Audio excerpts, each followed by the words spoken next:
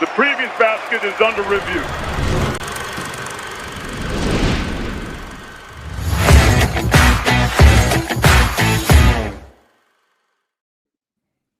There were a whole lot of high-level floor generals on the move in college basketball this spring. Maybe none higher profile than Donovan Dent, the superstar at New Mexico who led the Lobos to the NCAA tournament each of the last 2 years, is off to UCLA, where he will have a huge role. It's one of the highest paid players in the portal. I'm not going to throw around numbers, but it's safe to say it was a significant sum of money and a huge bet by Mick Cronin that bringing home someone of his of Dent's stature can get UCLA back to being great, not just good as they were last year, but back into national contention where they were 3-4 years ago with the Johnny Juzangs and the Tiger Campbells. And I think it's a fascinating one to watch. Fawcett. I'm Kevin Sweeney. I think it's one of the most interesting marriages in the country in the portal, because last week we did a video about Silas Emery from UConn. You can check that out on the Basket Under Review YouTube channel. And I think our takeaway was this is a guy who pretty seamlessly fits stylistically to the types of players that Dan Hurley has coached in the past, that UConn has been good with in the past. And in a lot of ways, Fawcett, I think this is the total opposite with Donovan Dent, a guy who maybe isn't a seamless fit to a Mick Cronin system, but if both guys can bend a little bit, could maybe bring out the best of each other and build a really, really special team to watch. Yeah, this one has a little bit of the mix of course, the Mountain West is good, but people are always going to wonder, even when you get players from that level and they go up to the high major level, will they translate? Of course, there's that question, but I don't feel like anyone is really questioning, is Donovan Dent good or not, or can he play at the highest level? Of course, a lot of people that are going to watch this being Mountain West fans that are, of course, going to say like, oh yeah, like of course the Mountain West is pretty much a high major conference, but the fact that this has a little bit of how does his skill and how will his frame kind of handle moving up, as well as this is a player that's going to play for Mick Cronin, who has a very distinct style of play that has now been established with multiple programs. He has not been shy to call out players if they are not doing what he particularly wants. And there's questions there, and it makes it fascinating. And as we have seen the last 2 years, particularly in the portal, with really good teams going after point guards, it is kind of something that can make or break your season. I'm not saying that it completely tanks your season if there's a really bad one. Of course, in our last video about Silas Emery, we referenced a video we did the year prior with Aiden Mahaney. You've got to wonder if that was a similar replacement level, at least in terms of whatever you want to say, NIL evaluation, just kind of general consensus. Good. If Aiden Mahaney's position was another high profile portal guard, how different does UConn look? And I think that that's something that I definitely look at with all these teams that are going after the biggest names. And you just wonder that is the difference between Dent being okay and awesome? Is that what is that the difference for a team like UConn? And I think for UCLA. And I think that by the end of this video, we'll have a little bit of a better idea what we think. Yeah, look, on the very simple kind of contrast here, it is that Donovan Dent is maybe the most electric player in transition in college basketball. He is unbelievable to watch in the open floor. He is game-changing speed, and he's going to play for a system that is very much a half-court bound offense in UCLA. This is not a program that is used to running under Cronin. This is not a coach who is used to running, dating back to his time at Cincinnati. This is someone who values playing sort of these rock fight type games. And Donovan Dent has not played a lot of rock fights in his career. And I think that will be probably the most interesting, side of this. And, I think when you dive into the film, you see just how different the game may look for Donovan Dent at UCLA than it did at New Mexico. I think that is something that's not talked about kind of enough with UCLA is just how slow they play. And I know the very common number people cite when talking about does a team play fast or slow is they're going to look at KenPom possession length numbers, which is somewhere to start. And not everyone has access to something like Synergy that classifies. Thankfully, I do. And most teams in college basketball, or I believe that the average is around 15% of possessions are in transition every year. Last year, UCLA was below 12. So they just don't have a lot of possessions in transition. And when you look at what Donovan Dent was doing in New Mexico, a lot of these plays were transition attempts he just made on his own. And a lot of times the best transition teams have guards that give up the ball quickly. Again, we talked about this last week with Emery, that are really like pushing the ball up the floor and letting their teammates work. Well, Donovan Dent is also someone who can just go get one on his own and create transition attempts out of nowhere. Watch this with Wyoming. Wyoming should be in great defensive position. He takes it right into the teeth of the defense and scores on his own. This is like the next play. Same thing, free throw, a situation where Wyoming should have no problem stopping the ball. They should be in perfect defensive position. And just out of nowhere, Dent is making things happen. So I think you also do wonder, to what extent is this Dent is doing this in the Mountain West level. Could he do this in the Big Ten? That is something you start to wonder a little bit, but it's certainly something he was capable of doing. And I also, again, often like point guards that really give up the ball early, but I also really like that he just goes until anyone stops him. Look at this, how deep he gets, controlled, 2 feet, paint stop, finding his teammates for opportunities. Now, you look at some of the talent that Dent will be playing with at UCLA, like a Bilodeau, Tyler Bilodeau. This is someone who didn't have the opportunity to do this much, but look at him coming in as a trail player, knocking down a smooth trail three. This is something that he looked great with when he had the opportunity. He took 10 transition threes all year, I believe. And I think that number could be a whole lot more when you look at Dent. Imagine him pushing, getting a paint touch, fill behind by Bilodeau. Plays that look just like that, I think could be really good. And then Eric Daly, a player who is amazing in transition. Look at the way he's running alongside guards. He doesn't need to push ahead of the play. He's not a trailer. He's using his legs and getting up there with the guards. So I thought this was a guy who was amazing in transition, but there was just so few attempts. And when you watch plays like this, where he's pushing the ball, he's giving it up, he's running, he's getting it back.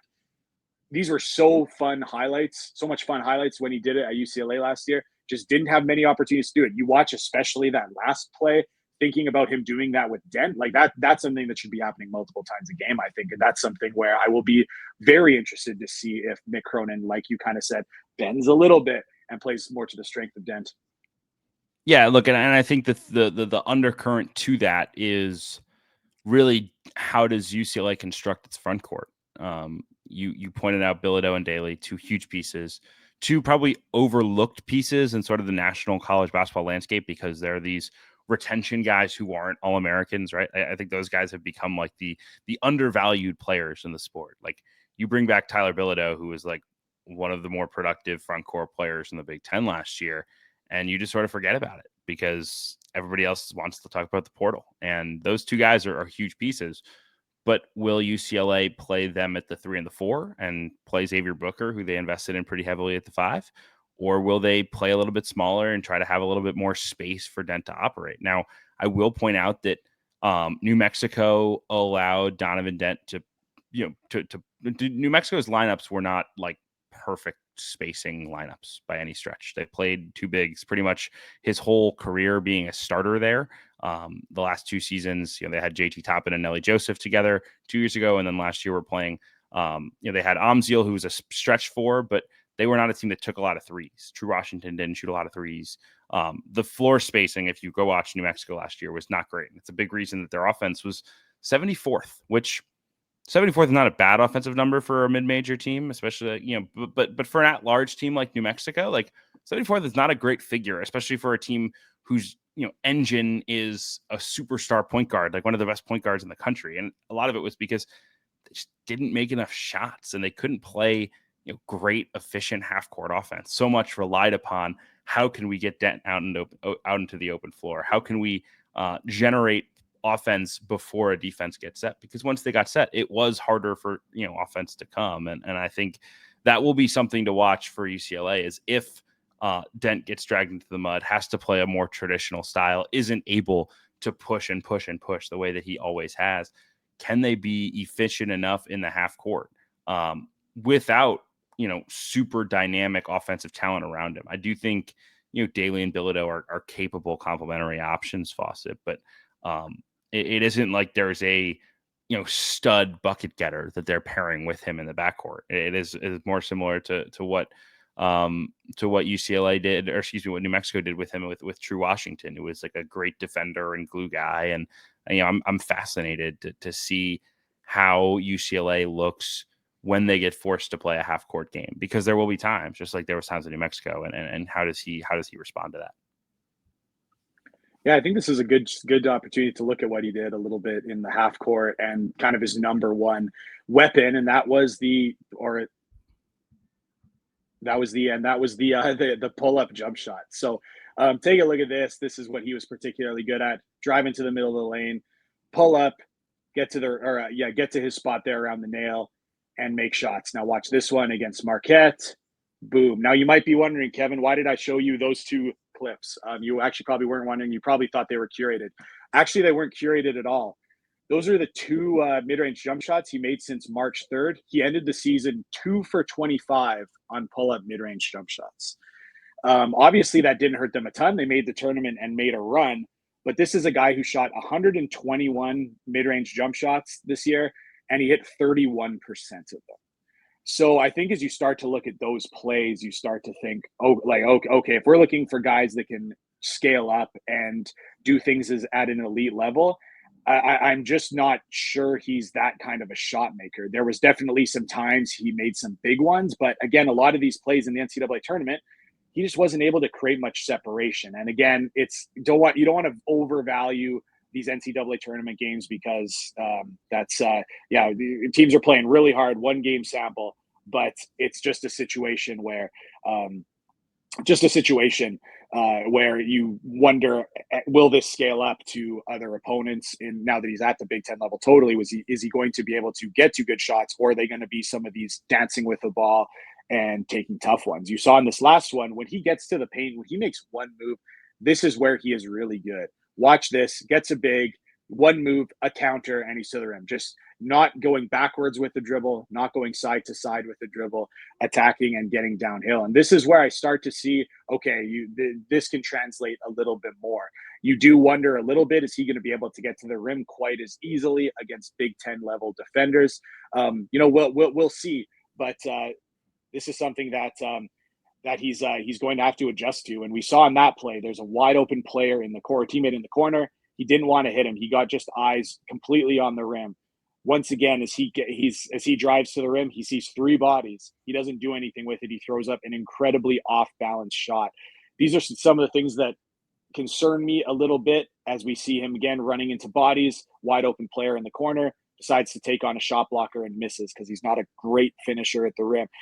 These are things that also kind of make me wonder what he is as a decision maker, as a point guard. Here he gets right into the teeth of the defense, sees bodies. This isn't a horrible attempt, but look, Kevin, I mean, like, wide open corner he's looking at, wide open corner in the opposite side of the floor, 45 on the, like, he's got 3 wide open shooters if he wants it, and instead decides to take on all the defenders. So, this somewhat of the mix of the amount that he just wants to get to pull-ups even when he doesn't create separation, the kind of lack of vision at times. Those are the things that kind of make me question if he's going to be a very effective half-court player at the Big Ten level. But again, if you can channel some of his just straight line, get north-south finish ability, like, that's where he's got to be at his best. And then just my last thing, Kevin, for a player that will take far too many mid-range jump shots, he is now going to a coach who's going to let him take far too many mid-range jump shots. So is this a situation where we're talking about how they might both need to bend to each other? I kind of fear that Mick Cronin is going to take one of his worst offensive traits, or Dent's worst offensive traits, and that's going to be the one that he really not only lives with but encourages.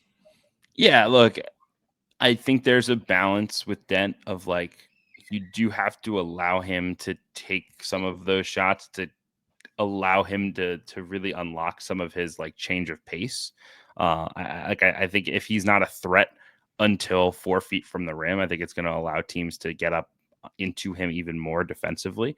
But at the same time, like, it's really hard to build an efficient offense if you're taking 4 and 5 dribble pull-up 2s a game with your point guard, especially as a point guard who's not an elite shooter. Donovan Dent's not an elite shooter. It's become a factor in his game to be able to hit those kind of, like, funky pull-ups and floaters and things, but it's not everything yet, and it probably never will be because he just doesn't have elite touch, and I worry about that 100% with him at UCLA. But I do think that there are also times where when you are the fastest and best athlete on the floor, there are times when you probably overdo it offensively and you try to be the hero and you try to be the guy. And like, I think it will be good for him to be in a context where there are guys who are just as big and just as fast on the floor as him, or maybe close to it at least, and force him to actually make the right read. Because I do think Donovan Dent's a better passer than he looks. Like when I watch those clips, I don't see a guy who doesn't see the floor. I see a guy who like believes in himself too much. Like Donovan Dent believes he's going to the rim and he's like going to score through traffic, and he's a good finisher. And he did more often than not. It was good. It was good basketball for New Mexico if Donovan Dent was going to the rim. That was a good possession. Didn't matter, even if there was an open guy in the corner, it was still a good possession.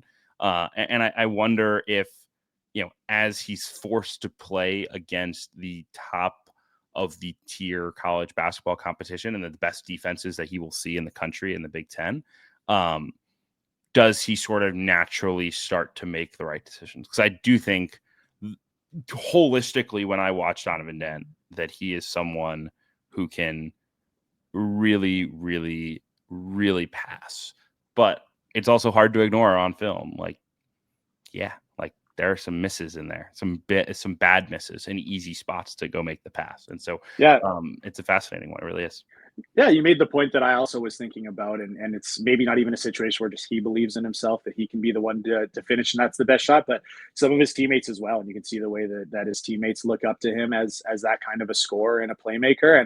And like you said, potentially those are just the ones you live with, and then you hope that he's comfortable to make the big one when he needs it. And I think that's something that surprised me. If you would have said, or would you would have told me just how poorly Donovan Dent was shooting over the last 3 weeks of the season, how he's 2 for 25 from mid-range jump shots, and that's like a 5 or 6 game. Like, that's not a lot of games, but it was big ones, and a lot of them that New Mexico still won. So it wasn't like, hey, this is a guy that shot New Mexico out of games. They had a tremendous end to the season, and obviously, and that's something I think about as well. And I guess we'll get the answer to that ultimately. Is this a guy who doesn't see the floor particularly well, or is it someone who sees the floor and still says like, yeah, I'm taking on the shot blocker because I think I'm going to finish through him?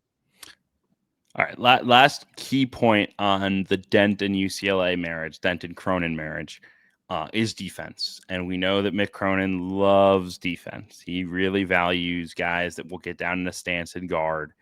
He has underplayed very good players in the past, in my opinion, because they haven't done what they needed to do on the defensive end.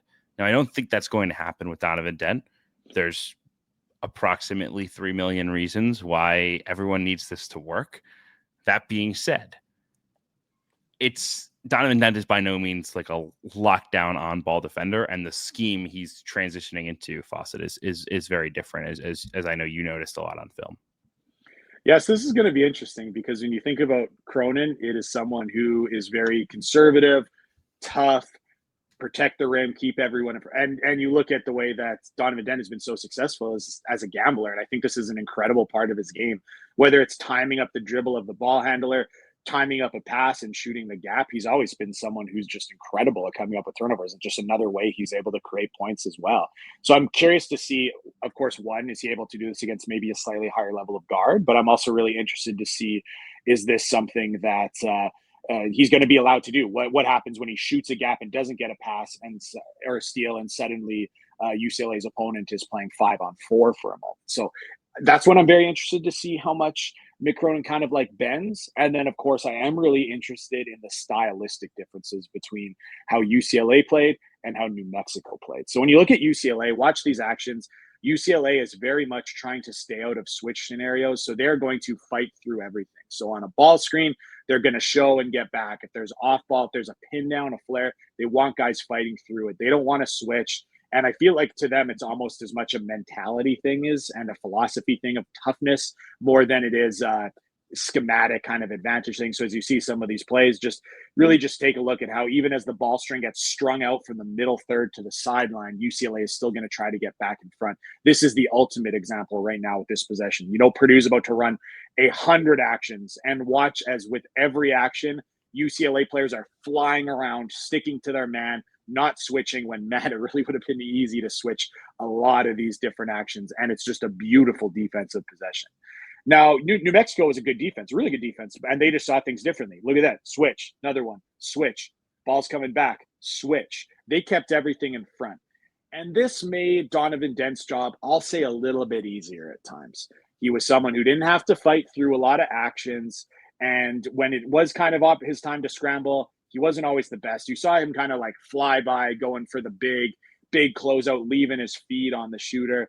This one, too, he's kind of standing straight up. He thinks he's out of the action. Ball gets swung. It's not a good closeout, puts his teammate in a position to foul. And these are the situations where, again, when you see him standing straight up like this, and then he, turns and tries to do a back tap and foul a guy, like that looked like a lazy foul to me. And like cherry picking clips, like, I mean, maybe I didn't watch every defensive possession he played the entire season, but and again, I'm just looking at kind of, this is more of a schematic choice than this is something that New Mexico had to do. Like, man, they had good defenders. You mentioned True Washington earlier. Like, I'm a little surprised they didn't just try to stay out of switches just so that like True Washington could just like completely take a guy out of the game.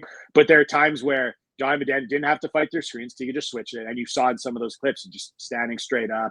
Oh, man, I've got to go make a closeout. He just is a little bit late, so leaves his feet. I'm going to be very interested to see. So just between the change in scheme, between Dent being an elite gambler, which is something I love, Cronin maybe not so much. Those are the things that are going to be really interesting. Yeah, I mean, look, it is yet another reason why this is a fascinating marriage, maybe the most interesting of portal season. And I think it brings me to my sort of closing take on the Donovan Dent to UCLA marriage fit, etc. I think if Donovan Dent if we're considering just basketball, like if this is like NBA free agency and we're just saying like which teams would be good fits for Donovan Dent, UCLA probably would not be that team, right? Like if you're going through and you're thinking about like what system would be best designed to make this guy go, I'd think about Florida, or I'd think about Kentucky. Like I think about Kentucky with their space, or Florida with their bigs who are just like clearing guys out left and right. Like that would be a system that I could see Donovan Dent like absolutely destroying the world in. I'm not sure the UCLA system is the one to do that. That being said, if we think about recruiting from like an old school college basketball lens, like it's hard to envision any better fit. Like a SoCal kid who wasn't quite good enough out of high school goes down and plays at New Mexico and stars, and then he gets the chance to come home and be the golden boy at UCLA and gets a chance to bring a storied program back to prominence. That's the story. That's the narrative. That's what it's always been about in this sport. And I think it'll be interesting to see as we go forward. Like, can coaches be malleable enough to take some of those kind of old school recruiting wins and fit those guys into a newer style? Or are they going to stick in the mud and stay what they've done? And I do worry that maybe Donovan Dent doesn't hit the ceiling that people expect or hope for him playing in UCLA style. That's also not necessarily even me saying like I don't think UCLA style is good. Like I want to make that very clear. Like I think there's a narrative right now that's like if you play slow, if you take mid-range shots, if you don't play like pretty basketball, like you're doing it wrong. I don't agree with that. But like Tyler Campbell was an unbelievable point guard for Mick Cronin. Like that was the type of player, like tough, gritty, played with the incredible pace despite not being like the quickest guy off the bounce, could make tough shots in the mid-range if he had to, wanted to set his teammates up. Like guarded the ball. Like that to me was a Mick Cronin point guard. And I'm not 100% sure Donovan Dent's that guy. And I don't think that means he's going to fail. I think he's going to be very good. But I think he had a chance, in a different system, maybe to be an All-American or maybe to be the National Player of the Year, be in that conversation. And I'm not sure I see that happening at UCLA. And if I don't see that at UCLA, I probably am lower on UCLA relative to consensus, because that, I think that's what the expectation will be for Dent at this level. And so I'm fascinated what you think, Fawcett, but I think this is a good that could have been great in maybe a slightly different context. Yeah, well, I guess we don't know the exact NIL number. You mentioned some of the schools that were recruiting him, and I think we can kind of infer a little bit, or at least kind of the the range he was in, and you just wonder, well, one, given what he likely costed, could UCLA have gotten someone at honestly a cheaper cost that would have been a much better fit for their system? Like I think they could have, and I think they could have then used some other resources everywhere. And then you never know what's most important to Dent. So I don't know his total motivations. Like you mentioned, he's going home, which is a pretty awesome thing to be able to do. UCLA, obviously, a great brand, great academics, all that. But you wonder if you just think that this is going to be such a fun one to go back and see ultimately if this is going to be, or look back and see, was this the range? Was this something where a team just should have taken the most talented player available? Like I would say that UCLA did, probably got the most talented guard available to them, but didn't necessarily get the best fit. And that's going to be a big roster building decision kind of generally. And when you mentioned, could this be someone who's like an All-American, a player of the year candidate? Like I don't see it at all. I quite frankly would be somewhat stunned. I'm not saying he shouldn't be at least mentioned in that conversation, but we're also just talking about a guy that is commanding recruitment from the schools you mentioned, some of the top teams in the country. And if you presume a little bit of perhaps what he costed, or at least those schools are recruiting a guy, like you're probably hoping for a guy that's absolutely in those conversations. And I personally just don't see it. I do see a fairly high floor for this one. So I don't see a world where he's in Aiden Mahaney territory of being pretty much out of the rotation at some point. Like I don't see any outcome where that's the case, but I do struggle to see some of the ceiling. So I think this is going to be a okay take, a good one even. But man, if you're UCLA with the resources you assigned here, I feel it's a bit underwhelming. And I guess just like last week when I had to really put stand on something with the Silas Demery take and be definitive. If I had to be definitive on this one, I would say that, yeah, not particularly high on the fit. I don't think it goes extremely well, but I think it'll be a good one because Dent is a great player, and really good players in even not great fits are going to be solid. Yeah, I think we're probably more aligned than not on this one. I do worry that I'm going to look back in 6 months and say, well, of course, Donovan Dent's really good. Like, what was I talking about? Yeah. But this is the way things go. And again, I think it'll tell us a lot about where Mick Cronin's at and like what UCLA looks like for the next several years. I think it's a fascinating conversation to watch. We'll be back with more Scout Team on the Basket Under Review Network next week as we continue the march towards the start of the season in November.